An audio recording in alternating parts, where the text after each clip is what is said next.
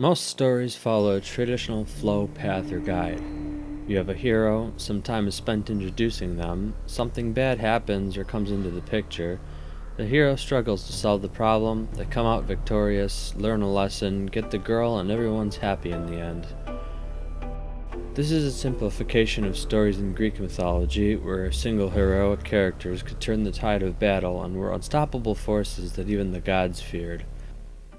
But post-World War II, a time in history where, perhaps for the first time, authors, artists, and filmmakers had easy access to publication, some did not want to glorify and idolize war. These people had seen the violence of millions of people working together, and with the ideas of the atomic bomb and the Holocaust, didn't see the glory of war.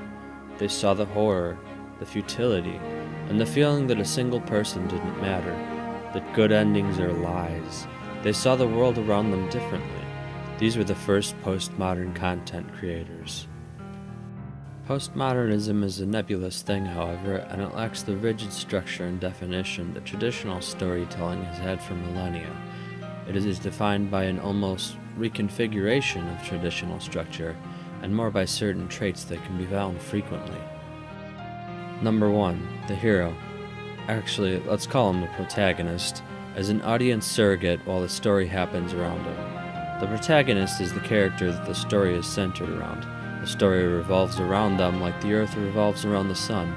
Any event that happens off-screen is ultimately irrelevant, part of the plot that they can't know about or the problem would be solved, a peek at the antagonist's side of things, or a scene about the protagonist. Take a look at the structure of a modern detective show. It can be any show, they're all identical. I'm going to use House because it'll blow your mind to realize that House is a detective show at heart, right down to the narrative structure.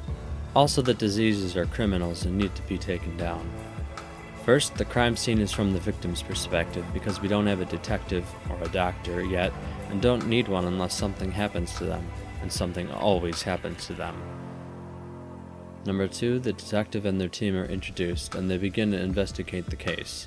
The witnesses, and sometimes the victim, need to be shaken up a little to find the truth.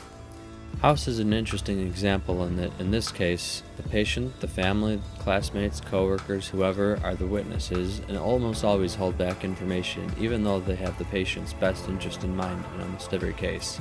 This is what leads to House's motto: everybody lies. Number 3, the detective goes after a lead and talks to the usual suspects, but it's a red herring or a setup. House's treatment should have worked, but he was lacking critical information or everybody was lying to him. And of course, it wasn't the obvious suspect. Number 4, an escalation of some sort happens. Another body turns up, the killer shoots at the detectives out of nowhere, and so on. The stakes are getting higher. In House, this means new symptoms, deteriorating conditions, or an argument between some of the patient's family, resulting in new information. In any case, they have a new lead to work with. 5. 3 and 4 repeat until there is enough information to solve the case. It either ends smoothly with the problem solved through a flash of intuition, or with the loose cannon approach, with the detective going off the rails and getting things done rather than allow the perp to go free. This is something that House does a lot, but he hasn't had to turn in his medical license and gun just yet. Postmodern narratives, however, leave the hero to fend for themselves as events unfold around them. Much as the war was not won by a single person, or even a single theater, scenes will happen whenever and however they would in real life. The protagonist may not have a hand in solving a particular problem, and they might miss out on vital information that only we as the audience know. Take for example Blade Runner, which has a much harder to categorize structure than House. And even though it seems like a sci-fi action movie, Blade Runner is actually a noir detective film. In the first scene, we are introduced to the first replicant that needs to be retired. I'll tell you about my mother. This is the event that starts the plot and brings Deckard into the picture. When we first see him, he's sitting and eating until he's dragged off very reluctantly to do his job. We see that this is the faraway future, 2019, with flying cars, a Japanese-dominated market, and something that just feels wrong about the environment. We later learn that the few animals that still are around are endangered, but there's no story behind it. No mention of why the world is in the state it is. Even though it's a vastly different future that we will be in 2 years, the police department remains what the typical noir police station was. dark, smoky, and still wooden with fogged glass doors. It evokes senses of nostalgia and exoticness that fight for control of the scene. As he's dragged in, it's made abundantly clear that Deckard doesn't want to have anything to do with them, and also that he by no means has a choice. It goes beyond the level of being a reluctant hero. He shows no care about what's happening, no fear of the consequences of 4 murderous replicants being on Earth. He's forced to do it in the most blatant way possible. There are 4 replicants, and Deckard needs to kill them all. Almost right after Deckard is introduced, the replicants are introduced via video. He knows all 4 by name and sight, the opposite of a standard detective story. Deckard doesn't really have a team to work with. His trail of clues is pretty straightforward, and he spends half of his time moping around or talking with Rachel. In fact, he only finds 3 clues in the whole movie, and one was just by listening to the police radio. The replicants and Deckard are each moving their own investigations forward simultaneously. The replicants are trying to avoid their programmed 4-year lifespan by talking to their various creators, and Deckard is tracking them. How he does it is important. For the most part, he doesn't use high-tech evidence scanners that would exist in the future. He finds a snake scale, he puts it in a small Ziploc bag, and goes to find someone who knows about snakes and traces the scale. He uses the Esper machine to zoom and enhance in probably the most blatantly impossible use of the trope, but all he gets is a grainy picture to follow. The replicants, meanwhile, are just beating people up and using the universal fear of death that unites humans and replicants, and in the case of Pris and J.F. Sebastian, their ironic understanding of humanity to get more clues. A lot of the movie is subtle. It requires more than one watch to get a full understanding of what's going on. The first time I watched it, I thought it was a pretty good movie about hunting killer robots. But here's another aspect of postmodernism. It forces you to think for yourself. There's no character to sum things up for you at the end. I've watched it many times now, and something happened. It grew on me. It became something more than an action movie. It was a movie about the nature of humanity itself.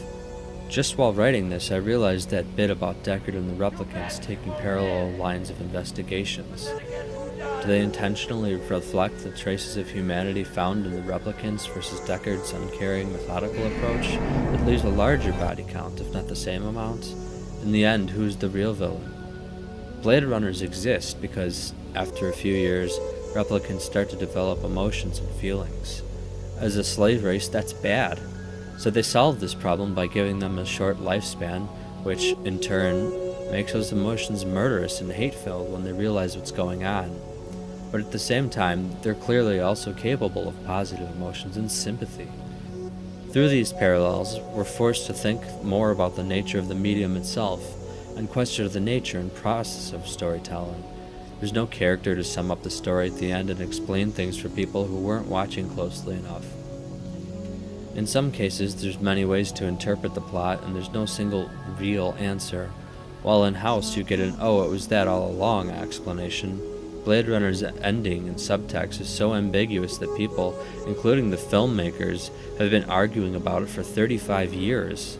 They've been trying to find the subtlest clues that will prove their side is the right one. And this is a huge aspect of postmodernism. Death of the author, birth of the reader. This one trick will change the way you think about reading forever. Writers hate it. Like and subscribe. They don't want you to know. Unless they have some postmodern leadings. Here's the gist of it. Some writers are going to portray a message. Some are just telling a story. Normally, if you get the message wrong or find one where there wasn't meant to be one, it would be considered a failure on your part as a reader. You didn't pay enough attention, or you paid attention where you shouldn't have. The author is in control and has final say on what's real. J.R.R. Tolkien was still alive to tell people that Lord of the Rings was not an allegory for the Bible. But when the reader ignores what the author says, they can interpret however they want, even if it's explicitly wrong. The death of the author is a concept that puts all the post-publication power in the hands of the reader. As I said earlier, this really only works if you have a work that is subtle and has a plot that isn't shoved down your throat. It becomes dangerous when people begin to overanalyze things that can be simple and give them greater meaning. In a fit of post-mortem irony, The Adventures of Huckleberry Finn is being taught in schools with its preface, persons attempting to find a motive in this narrative will be prosecuted. Persons attempting to find a moral in it will be banished.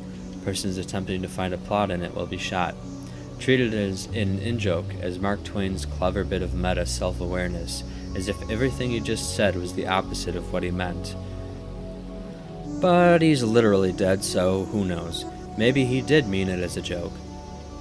If you ask me, it's just teachers' excuse to find symbolism where there is none, because it's not literature unless you can find some symbolism to analyze. Character development, relationships, and good dialogue are meaningless in an academic setting, but maybe that's just me being sarcastic. The point is, there's more than one way to interpret everything. Certain works embrace this, starting from a point where there is no real meaning and let the art become the artist. The audience becomes the storyteller. Everyone will walk away with their own interpretation, and that's the goal where the true art lies. It's said that no fiction is truly original. Anything that can be done has been, and the differences are merely variations on their themes. That The Lion King is just a retelling of Hamlet. While this concept is a vast oversimplification, there is some truth to it. Just as most stories have the same structure, fiction shares the same tropes and archetypes. This isn't a bad thing. You can think of them as bits and pieces used to put your story together.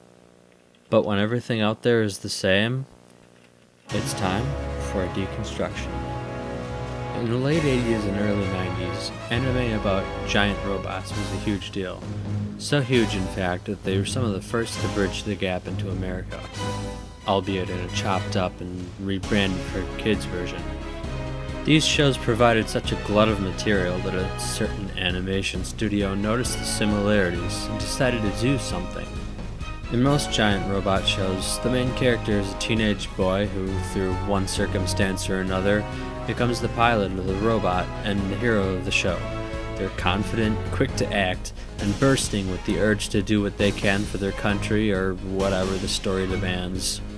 Neon Genesis Evangelion was specifically made with a meek, whiny, introverted crybaby trying fruitlessly to seek his father's attention as its main character. It destroyed the tropes that the entire genre was built on by heavily contrasting the typical genre protagonist and making the viewer realize that the pilots are all just scared children with problems of their own. Giant robots usually have either a blocky militaristic shape with fins and vents to emulate tanks and aircraft, or a more human-like but impractical shape and use weapons like axes and drills instead of guns and lasers. In Evangelion, they are alive, covered in armor plating, and able to bleed, go out of control, regrow broken parts into flesh and bone limbs. In a show like Mobile Suit Gundam, the lines between the heroes and their enemies are resolute. 9 months ago, the cluster of colonies furthest from the Earth, called Side 3, proclaimed itself the Principality of Zeon and launched a war of independence against the Earth Federation. Initial fighting lasted over 1 month and saw both sides lose half their respective populations. People were horrified by the indescribable atrocities that had been committed in the name of independence. Good is good, and bad is bad. If there is a traitor, it rarely affects anything outside of that episode unless it is a main character who will inevitably show up later to save or ruin the day depending on which side they are on. They are plot twists. In Evangelion, every major character is shown to be uncaring, duplicitous, agenda-driven, or bluntly working against the group's own aims.